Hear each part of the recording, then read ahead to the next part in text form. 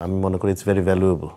অভিজ্ঞতা যে কোনো সেক্টরে, সাংবাদিকতা বলেন, ওকালতি বলেন, রাজনীতি বলেন, তো যখন কোনো সিদ্ধান্ত আমার পক্ষে গেল, তাহলে এই লোকটা আমার পক্ষের লোক, আবার যখন একই লোক আরেকটা সিদ্ধান্ত দিল যেটা আমার পক্ষে যাচ্ছে না, সেটা তাহলে আরেকজনের লোক, এটা হচ্ছে অপরিপক্কতা এবং অনভিজ্ঞতার একটা বহিঃপ্রকাশ।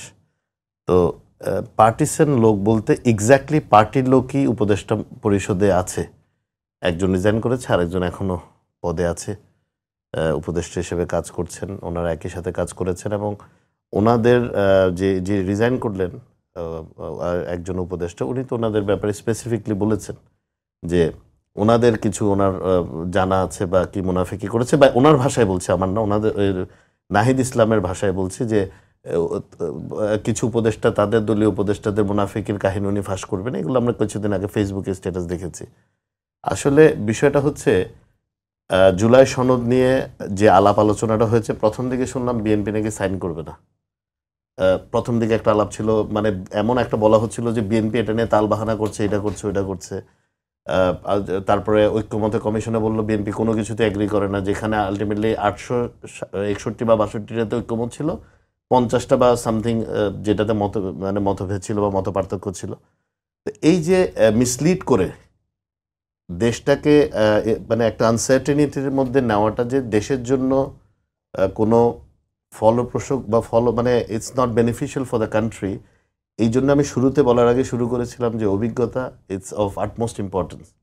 এই যে ইনস্টেবিলিটিটা করে এখন আবার বলতে হচ্ছে যে যদি এটা একটা আমরা প্রতিশ্রুতি পাই যে এগুলো বাস্তবায়িত হবে, তাহলে আমরা সাইন করব। অবশ্যই প্রতিশ্রুতি আছে দেখেই তো জুলাই সনদটা সবাই সাইন করেছে।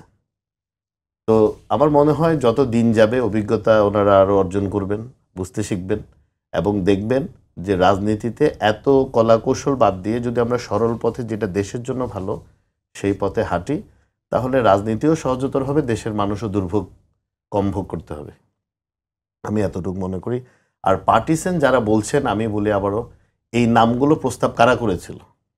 এই যে স্পেসিফিক যে আসিফ নজরুল সাহেবের, he was very popular during this July August যে গণঅভ্যুত্থানের কথা আমরা বলি, উনি তো he was one of the few person যারা ওনাদের সাথে ফার্স্টে বৈষম্য বিরোধী ছাত্র আন্দোলনে যারা অংশগ্রহণ করেছেন, তাদের সাথে উনি সম্পৃক্ত হয়েছেন, তাদের হিরোই উনি ছিলেন।